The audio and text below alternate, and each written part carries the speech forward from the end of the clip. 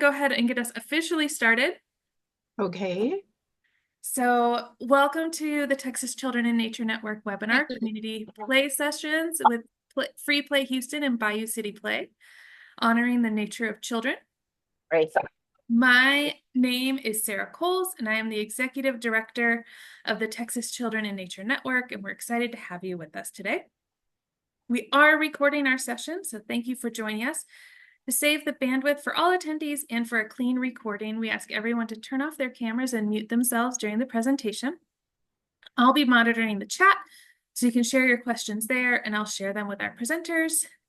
Please remember to keep the comments in the chat kind.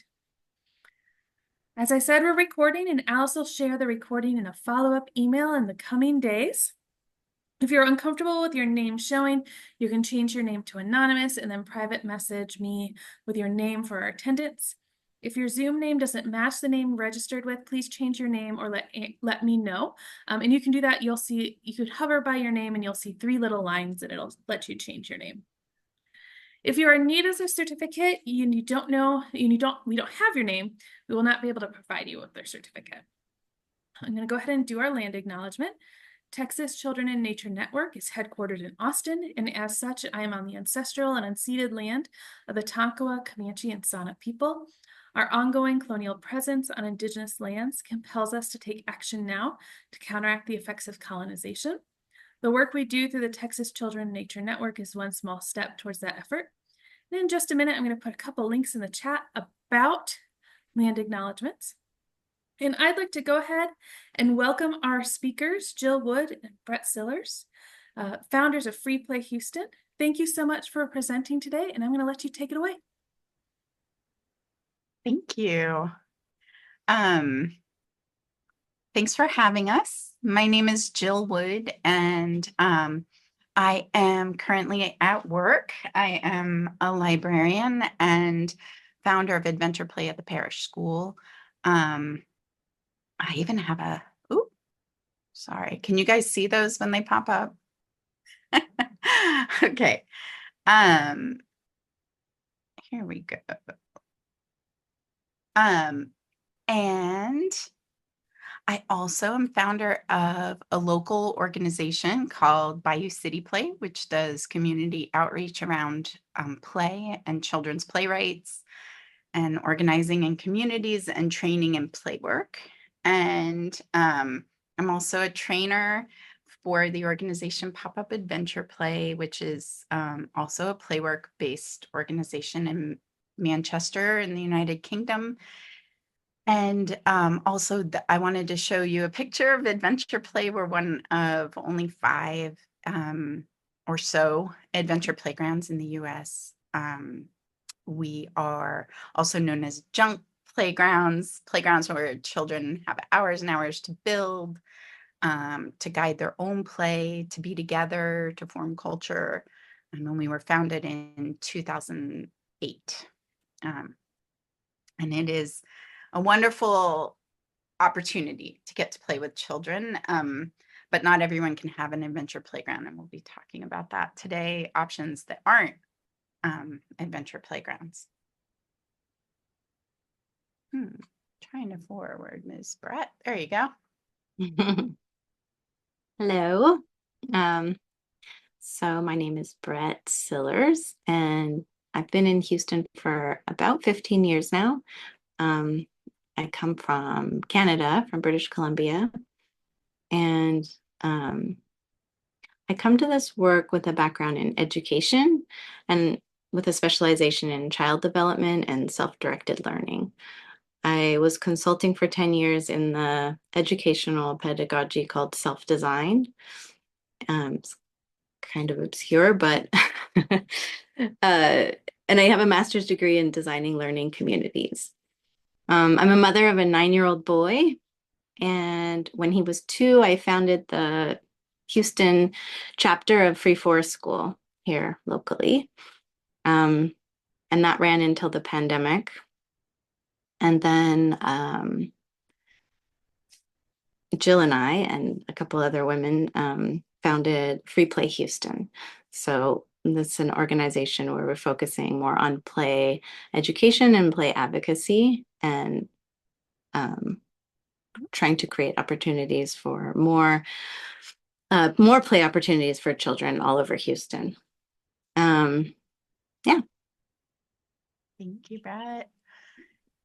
We wanted to start off by talking about sort of defining what play is. It's a term that's used a lot of different ways, and we are using it very specifically in this webinar to mean play that is child-directed, play that is where the purpose and the process and the product, if there is one, are all determined by the child.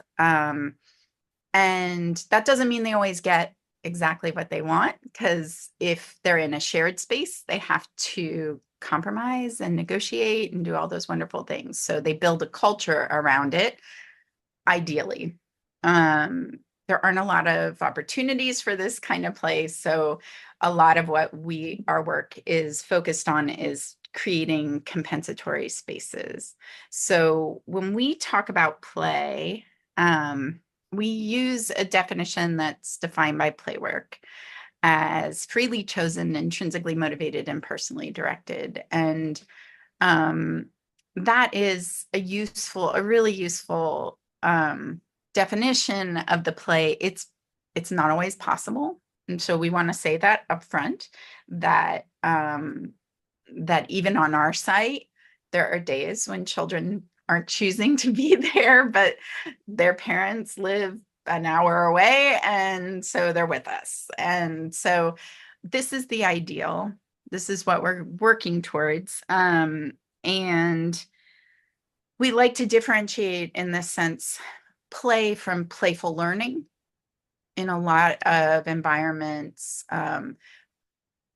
learning is kind of framed in terms of activities that are exploratory or fun or more open-ended, which is very different from what we're talking about, only because the entire process in what we're talking about is determined by the children.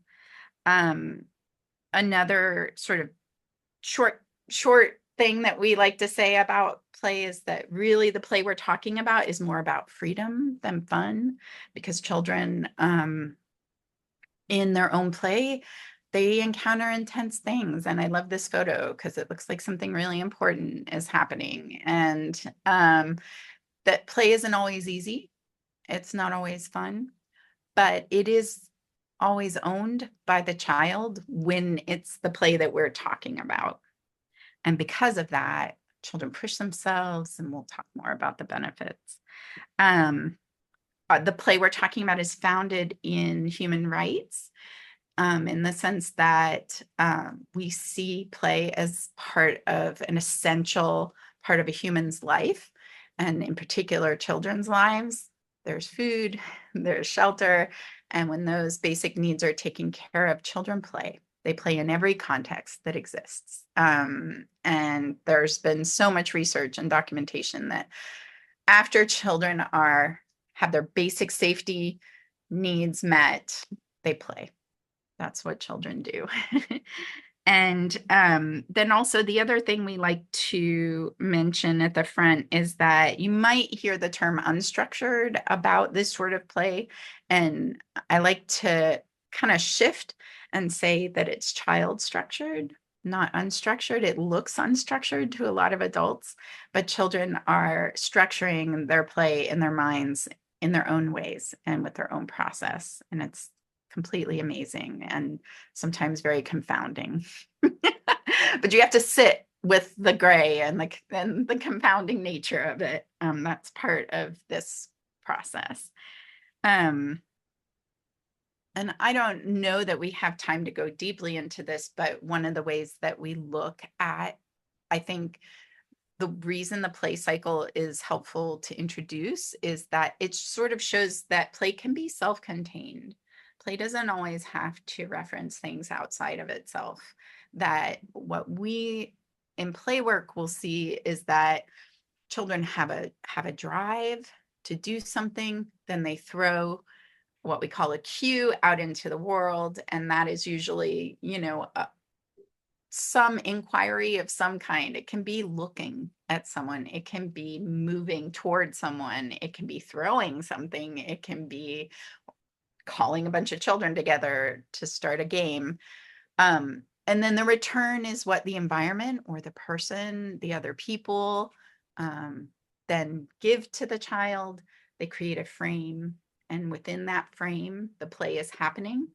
And, that frame can be in their mind, it can be in space and time, but sometimes it isn't. And that's why this is all kind of confounding. And then the last stage is this flow. And the flow is, this is such a complex cycle that I'm doing so quickly, but I do think it is instructive in the way that it just kind of shows that we see play as its own thing. And when children reach flow, it's where they sort of lose sense of time and space. And that many of us have had experiences where this would probably feel familiar, where you just sort of get lost in your play and you're completely immersed. And I think that that's what we're shooting for. And so, Brett, you can take it from here. All right. So I have a little story. With the Free Forest School, our first location was this aerial view. That's a sort of a pocket forest in the city. And I worked really hard I didn't even know it existed. I found it. I scouted it out. It was, the perfect place to have our forest school. Lots of diversity of plants and animals and terrain, but nothing too extreme. And it was great, and it was well loved. But the kids really one of their favorite places to play was right on the trail, and sometimes right at the entrance, like where you can still see the road and the cars, and sometimes like people's houses. And it was so hard for me. And I'm someone who has worked in child-led environments for so long, and I know not to have expectations, but it was very clear that I did. I did. I thought they would be exploring in the woods. So, yeah, I just wanted to share that they were playing and they knew what they needed to do, and they were having, they were making cakes. They really responded to the decomposed granite on the outer trails. They would leave sparkles all over their skin. They discovered so much in these really mundane parts of in my opinion, parts of the park. And so, yeah, I guess I learned over and over again that child directed play doesn't ever look the way that you expect it to. And it's a constant process of letting go of expectations and really paying attention to what's in front of you. So yeah, it drove us nuts. And for me, I guess it also gave me compassion to work with the other adults who didn't have all the experience that I had and were having an even harder time sometimes than me. Like, why would I drive all the way here and just hang out on the edge? But something really important was happening in that space. And I love this story. And I love this picture. Again, the Brett's photos, you can see that like what the children are doing is building community between themselves. They're congregated, they're sharing their attention. It's just, I think it's so important and it's important that they chose that spot. If someone had moved them to a different part of the forest and said, this is where we're playing, it wouldn't feel the same.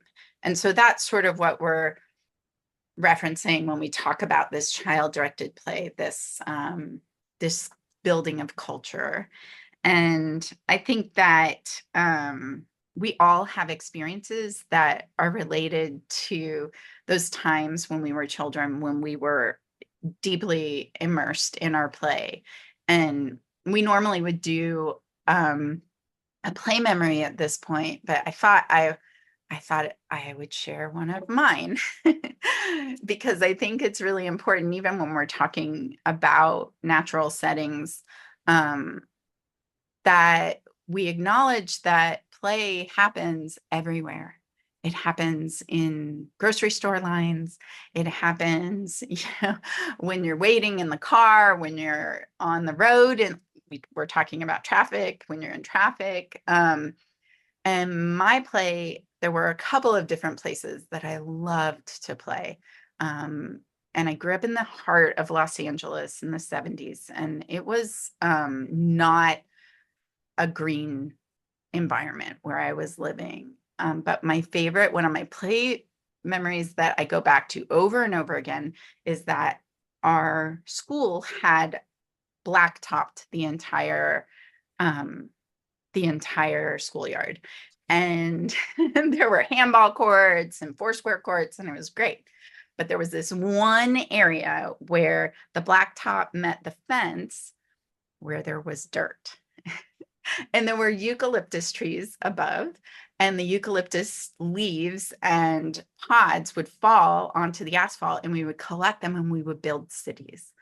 And so and I remember we would leave our cities and go back to them and add, and it became this really elaborate thing where I knew I was going to meet my friends. And so we built this culture around it. And I just think, since we aren't able to share one another's play memories, I think these memories that are happening in the cracks, in the spaces, the in-between spaces, are so important. And that children will find nature and they will find freedom wherever they are.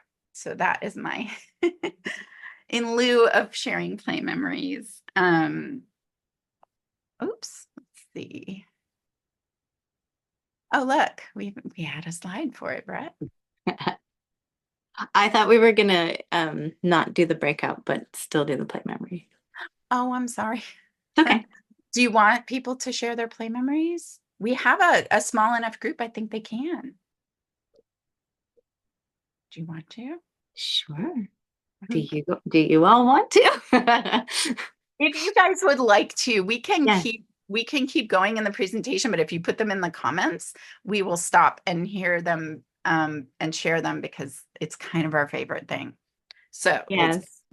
So it was we were going to ask to think of a time when you were a child and you were deeply engaged in play. Yeah. Think about, maybe where you were, how you felt. Was anyone there with you, or what were you playing with, or who? And then maybe just a few words that come to mind. You can share in the chat, and Jill can continue. We love play memory. So in thinking about this very specific kind of play, it gets lost pretty easily in the bustle of life. And so we thought we would dedicate a little bit of time to why it's so important to put play on the agenda.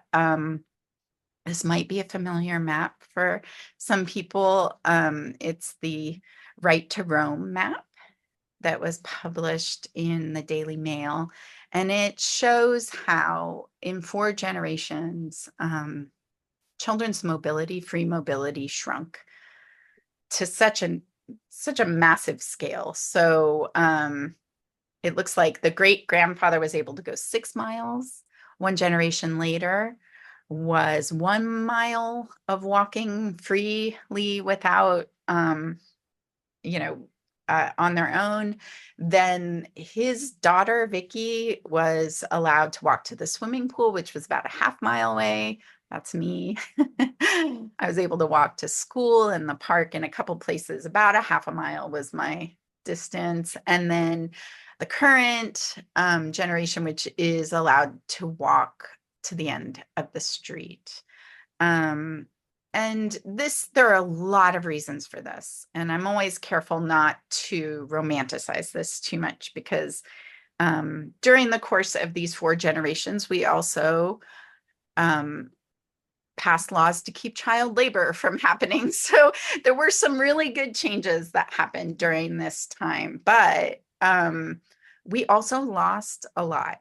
And a lot of it is related to kind of children's independence, their ability to plan, what we call their executive functions, of like knowing what, thinking about everything they need to bring with them, knowing how to get places, knowing who is on the path along that 6-mile walk to go fishing, knowing, where you can stop to talk to neighbors who are going to be encouraging, knowing where the dog who's going to bark at you is, that kind of thing. Those are all skills that children were expected to have at a very young age. And they're skills that we're hearing more and more in school settings, children are lacking these planning and execution based skills. And I think that in talking about play, we acknowledge again that there are some things that have improved in children's lives greatly, but because of this loss, we're encouraging people to create compensatory spaces. We want people in Texas in particular, because that's where our hearts are, to build spaces where children can play freely, where they can feel this sense of agency and learn independence, and in a compensatory, safe environment. And you're up, Ms. Brett. I just wanted to say there was some play memories shared. Oh, yay. So, okay. Mercedes said, I used to play in our big backyard. My sisters and brothers, we would all dress up with long skirts and would make mud cities in the tiled patio under the apple tree. Love this memory. Thank you. Oh, beautiful. And then Sarah says, I'll share the same one this afternoon. Because I've been ruminating on it since then. When I was in elementary school, a group of girls and I were obsessed with the Little House on the Prairie, and we would pretend to be pioneers on the baseball fields. We tried to build sod houses with the ball field dirt. I'm sure the maintenance staff just loved us. Callie says, the most vivid play memories I have are making mud pies and a cafe in my yard with my neighborhood friend and pet pig. Oh, you had a pet pig. Oh my gosh. Oh, the best. That sounds so playful. Oh, it's wonderful. Kelly shared one more about playing amongst my grandfather's blackberry bushes in the woods in the country with my cousin. Felt like an entire separate town or place because of our size and the size of the greenery around us. It was peaceful and quiet.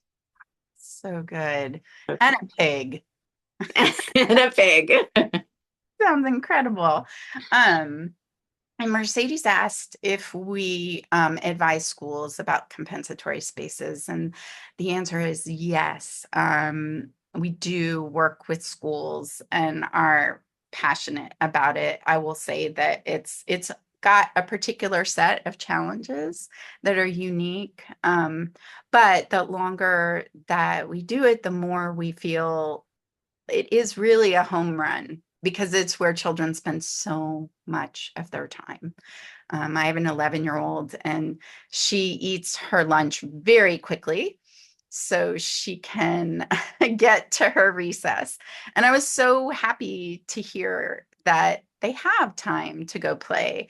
And it doesn't even bother me that I think she is just shoving her lunch down her throat so she can get to play, because she knows what she needs. And I'm pleased about that. But yes, it is definitely a challenge, but also is worth it. It's an important challenge to talk to schools about the need for these compensatory spaces. Would you agree, Brett?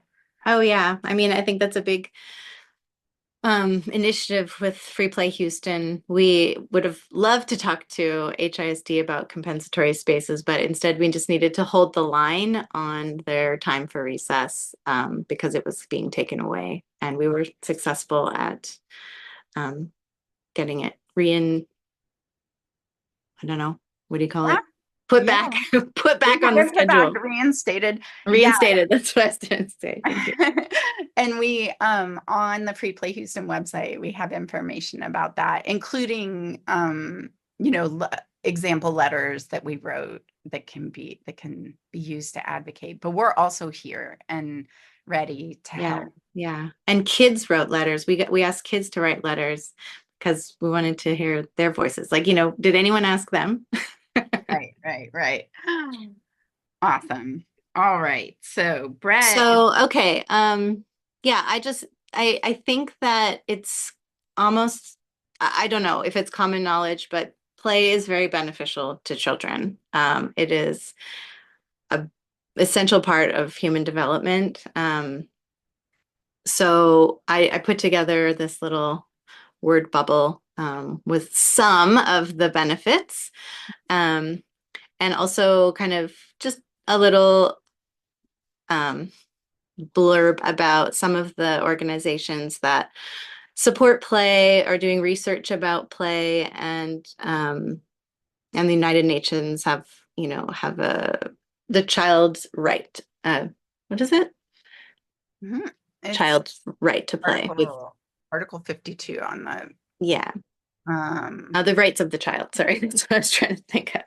yeah. Yeah, so I just wanted to put that slide in there for anyone that needed to be convinced that But I don't think this there's group. some benefits.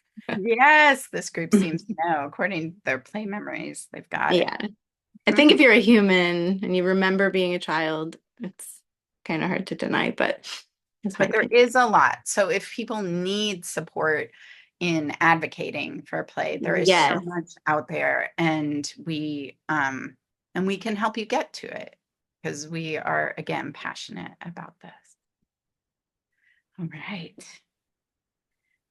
Okay. So, during my experience with Free Forest School, what became clear after 3 years was, oh, and then, the pandemic came and everything kind of shut down. And when I was reflecting on if I was going to do it all over again from the ground up, I decided that I would focus my energy on Free Play Houston instead. And that was because most of the participating families were prioritizing the nature connection. And it did seem that not everyone really had a solid understanding of what free play was, how to recognize it, um, value it, and support it. So, yeah, like the adults often interrupted the children, right when they were like getting into that flow. And then an adult might just jump in and either like want to take a photograph um, or even better, like try to enhance the play by teaching them a lesson about, the life cycle of something in the forest. So it was kind of obvious to me that um, we needed to shift gears and educate a little bit more about play. So yeah, I think if we go to the next slide, Sure. Sorry. it's okay. Oh. Oh, there we go. So when children first started attending forest school, they would be quite timid. It was almost like some of them were maybe saw the forest as a scary place. Maybe there was some scary animals in there or bugs. The dirt was pretty scary. I think they were afraid they were going to get in trouble if they got dirty, or if they touched anything or broke something. And so it took them a little while to to feel like they should play there. And so what was I going to say? They they would take some time. They would usually stick close to their caregiver, explore the space, and if they came back over and over again, it was really beautiful to witness how over time that they would grow in their connection to the other kids and to nature. And what was really obvious to me was that it was the key to all of that was play. When the children played together, they developed a sense of belonging. And the place became their home. They had names for different parts of the park. They had a climbing tree that was that's this one here. It's not actually a tree, but it's this huge branch that came down off of an oak, and kind of made an arc over the trail. And so many children learned how to climb on a tree. It was sort of an initiation that formed when the new kids came, and if they would venture that far into the forest to find it. Um, yeah, and so there's no way that I like could have, or I didn't, and I don't think I could have set out with the goal of like inspiring the next generation of environmental stewards. You know, I was not that ambitious at the time. I was a new mom. I just knew that we needed to get out of the house and gather with people. But also, if that was my agenda, I don't think it would have necessarily happened.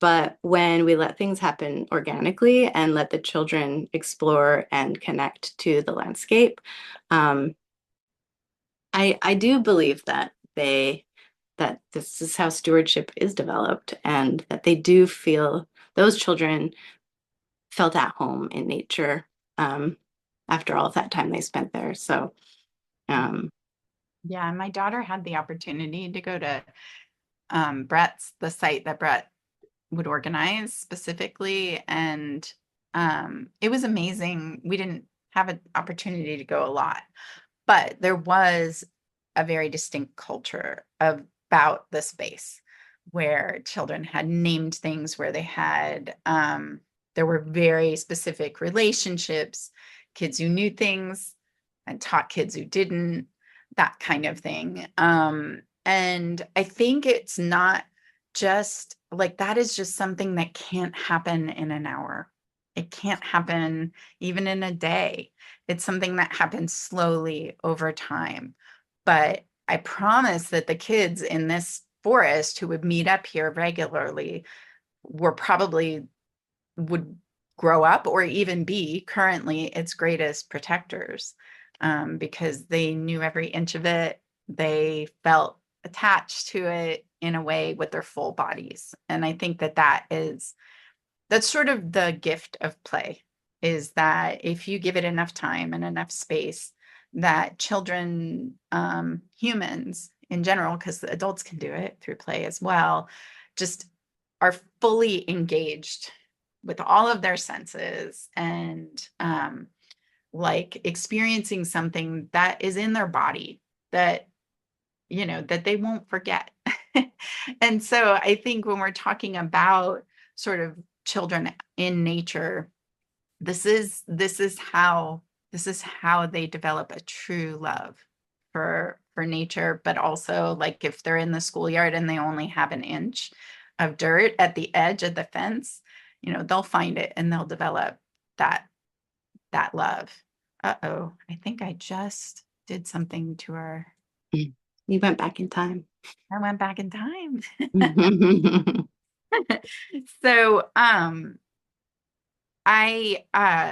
think that, you know, a lot of people, let's see, I've got cured. Huh. I think it's out of there it is. I was like, wait a second, where's adventure play? I know we're going to talk about adventure play here. So my background is in librarianship, but it's also in adventure playgrounds now, because I've been running one here at the parish school for, I think, 16, 17 years, 18, since 2006 was our first summer of doing it. So math is not my strength. Oh, wow. But it's, adventure playgrounds are sort of these wonderful, magical spaces where children can go and they can play freely. There are lots of them in Europe, not so many in the US. There are a few in Australia, in South America. But there are adventure playgrounds everywhere. There are children and they have freedom and space because they create their own, but formalized adventure playgrounds were mainly developed in Europe and developed after World War II as these very specific compensatory spaces, to make up for a loss of street space for children to play because they've been playing in the streets in London. And I start with adventure playgrounds knowing that there are only 3 in the US for a reason. Space is hard to come by, time is hard to come by. And so I'll very quickly move on to what we can do if we don't have 3 acres and 3 hours after school like we do 5 days a week. So in I think 2013 or 14, I connected with an organization called Pop-Up Adventure Play, and there's information in the handout that we'll show you. And Pop-Up Adventure Play provides playwork resources for community play sessions. And those sessions can happen anywhere, y'all. They can happen, we've done them in hospitals, we've done them in libraries. This is one that Brett and I and 2 other women did in a park in Houston through Free Play Houston. The key to all of it is that you give the children the space, that you say you use these sort of playwork principles to keep your space really flexible. So nothing in these spaces is precious. If they want to build a wall out of those boxes, great. But if they want to smash that box by punching it, that's great too. Because what we're going for is flexibility and saying yes to children in this environment, so that they feel that sense of permission. And so a lot of what I talk about in the handout that we'll show you that's on the Bayou City Play website is that what's really required for these compensatory spaces at this point are flexible spaces and flexible adults. And I think that that's the key, that we create opportunities for children where we can say yes, where they can decide how to use the materials, but also where we're educating the adults there, that this is really important. Because it's not that people don't know it. Your play memories showed us. Everyone has those play memories. We were all children. It's that they forget. And so holding space for this sort of play becomes as much providing the space for children as it is talking to the adults and saying, we know that it doesn't look like they're learning math here or like some of the objectives you're used to looking for in children's spaces, but what they are doing is important, and here's why.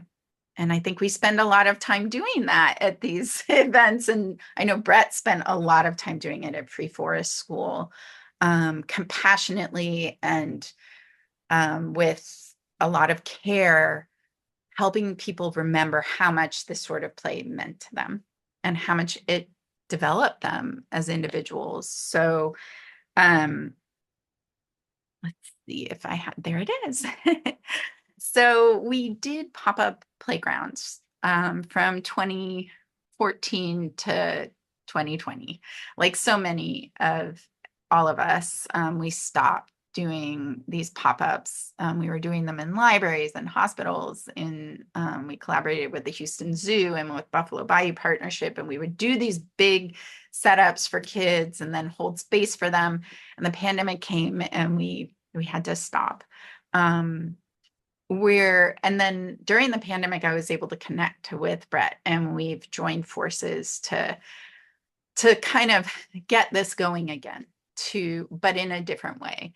So we're looking to support all of you in doing these setups yourself, because they're more meaningful. If you are creating setups and play opportunities for your community, you know what your community needs and what the challenges are and how to talk to the adults. and help them understand the importance of this. But over the 6, 7 years we were doing these pop-ups, we did get a lot of wisdom from just kind of trial and error. We probably did 80 pop-ups over those years. And so we've compiled that information into this document, which is available on the Bayou City Play webpage.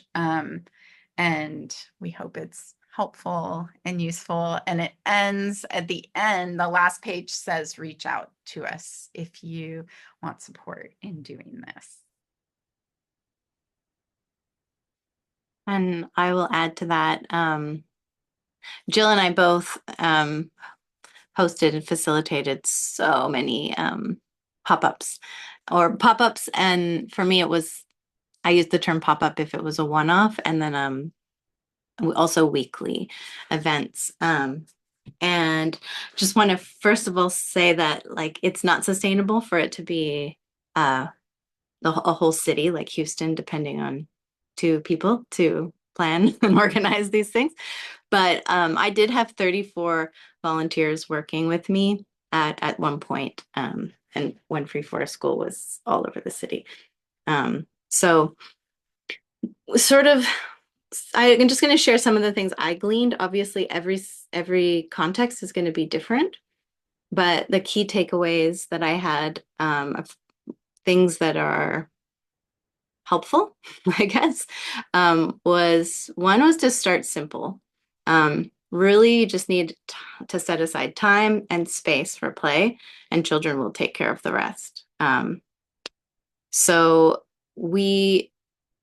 But of course, there's a little more to it. I found that like having a shared vision, Free Forest School was not my organization. They had a clear, simple model that I didn't have to invent a new one. I just adopted. It was, just very bare bones, which was great. Because really it was like show up and let the kids play. And then there was a little bit of the structure around that, but really that was the main part. So the shared vision all kind of happened behind the scenes. Like we had agreements that we all sort of read about online before like when you found out where the place was. So it wasn't like we sat there and had a big parent education moment. But it was important that we all sort of knew what we were showing up to, I guess. And if you are an organization, does this align with, does free play align with the mission of your organization? And, sometimes they won't. But if you are serving a community and serving children or the future, I think it can squeeze in there. So I guess, yeah, who are these play opportunities serving? And how are we going to communicate the shared vision and who it's for? The other one was boundaries and container. What I mean by that is that there is a structure. It's not, unstructured play still has some structure. It's not arbitrary though. So we're going to need to know, when does it start? When does it end? What is the parameters or the place? How many children can be facilitated? What ages? And then how do we communicate these things? Is it going to be inclusive and accessible? Things like that. So, and what I found was that when in the place and the time were recurring and consistent, it required so much less energy for planning. It was just repeat, The other thing was to trust the process. There was, it's slow and it's messy. It's the messiness of life, the messiness of emergent learning. It doesn't have learning outcomes and we can't predict how it will look. So we kind of have to let go of expectations, like I said earlier. Conflict and emotion are natural, and we're all learning how to be in community together. And this is why this is important. And it also, doesn't look like a gala. That said, with children in our care, we do need to be responsible for providing a safe environment. So we need to be aware of any potential hazards and find ways to minimize hazards and have a process for informing people if there's hazards present. And relationships are really important. So play work really helps with lots of different ways of relating with children and adults. That was sort of where I leaned really into, but also like children need to know that they're free to feel whatever they're feeling if you're giving them this space. And at the same time, they need to know that they are free to ask for help and they're free to receive help if they need it. So there should always be one or more adults present who are available to step in if and when children need help or ask for it. And it doesn't have to be verbal requests. Also, play work kind of can help you to read the situations and just experience and remembering, forming these relationships with children. And they need to, like, how do we form that trusting relationship with the children? And I think that holding space for their play does strengthen your relationship with them. And if they feel listened to and trusted, that is another way to kind of have that trusting relationship with the children. It's very important, and with the other adults. And then the last one is just that it's a practice. So one of the best ways to ensure that things are moving in the right direction is to follow up events with a reflection process. We can offer support for this. This is a practice that Jill and I are familiar with. It's part of play work. It's also part of self-design. We can expect surprises and learn from them. So that's something I like to remember. Definitely. And I think one of the most important aspects of this webinar for us was to provide an invitation for community, because reflection is something that needs community. You can only do so much on your own.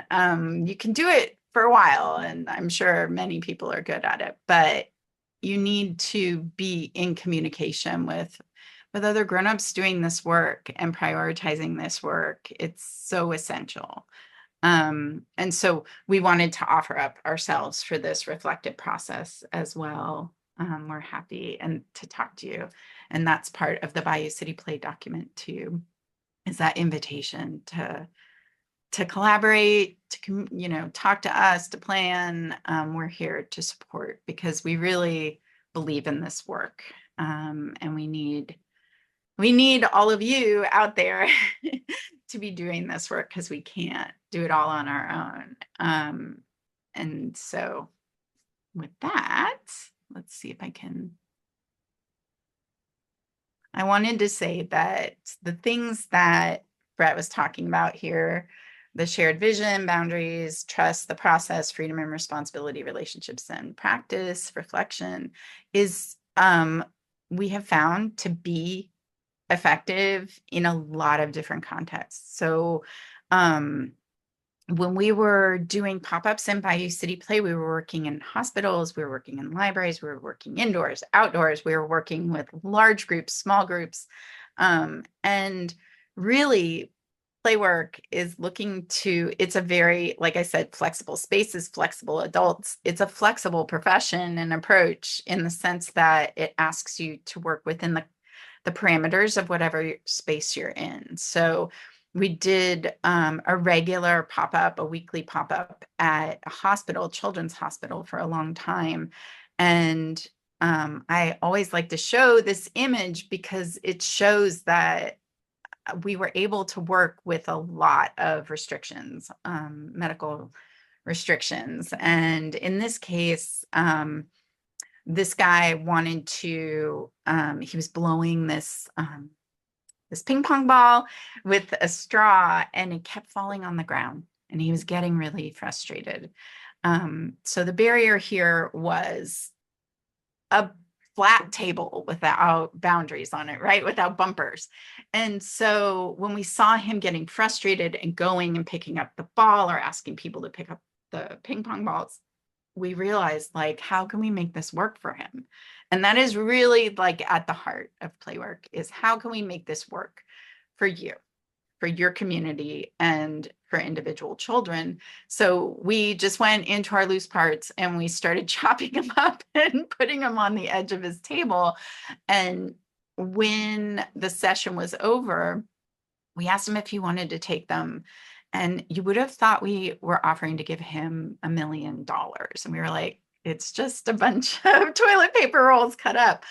But to him, it was, like Brett was saying, it was the creation of a relationship. It was somebody looking at him and saying, this is important. What you want to do is important. We're going to take the time to figure that out. And then you get to take this with you because we have used materials that aren't precious. So they're things that, you know, they're things we collected and found. So I think that was really instructive for me when I was trying to do play work in different settings and realizing that, like, this compensatory space can happen anywhere. It really can, even in the most kind of apparently restrictive environments, because that looking to a child and saying what you want to do is important is step one, and then figuring it out within the confines of what you have.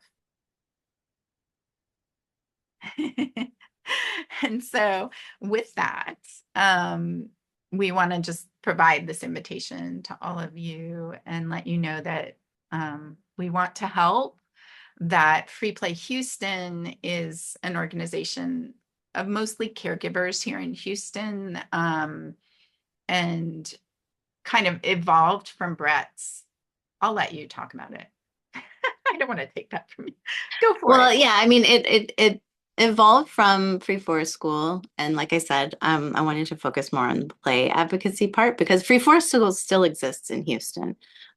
So I just sort of am not involved with it, but that's still happening, and I just felt like I wanted to fill in the gaps with more play advocacy and education, and ideally some initiatives where we collaborate with people and get, decision makers on board with changing some policies or, allowing for street play and different types of projects that do exist in the world and that would be wonderful. Houston is unique because we have, unfortunately, a lot of flooded homes and FEMA lots. And so there's a lot of vacant lots that potentially could be play spaces that are closer to people's neighborhoods and stuff like that. But it's a lot of work. I've been doing research and I just really want to put the word out for collaborators. Yeah, and my big passion has always been street play. So those two initiatives, like, we are looking to work with other people, and we think that Houston's a great place for it, but there are other spaces in Texas where some beautiful work could be done or has been done or needs support, exists and needs support. And Bayou City Play, we still exist as well. We're doing fewer pop-ups, but we want to support other people in doing that work. So while we don't have our trailer full of random loose parts, we want to help other people with that. So this is our contact information, and we mean it when we say reach out. And we're so glad you joined us on this late Wednesday evening. We're so grateful for your time. We have a couple minutes left if anyone has any questions. We've got such a small group. You can feel free to unmute, or if you want to just put it in the chat, I'm also happy to read the questions.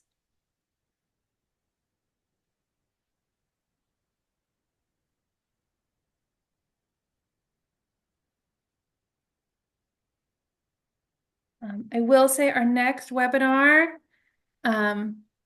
we touched on a little bit on this during your talk, but our next webinar is nature contact and health recommendations. Again, y'all talked a bit about the American Pediatric Society and their recommendations for play. And right now they're also meeting to decide if time outdoors needs to be included into that as well, as in addition to play, but like getting outside on a regular basis. So we're going to hear a bit about that in our next webinar as well. That sounds good. Thank you all so much. Thank you.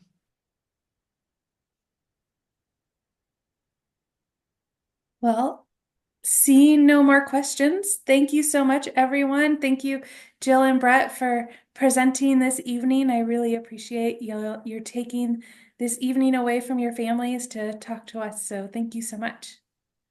Good night. Good night.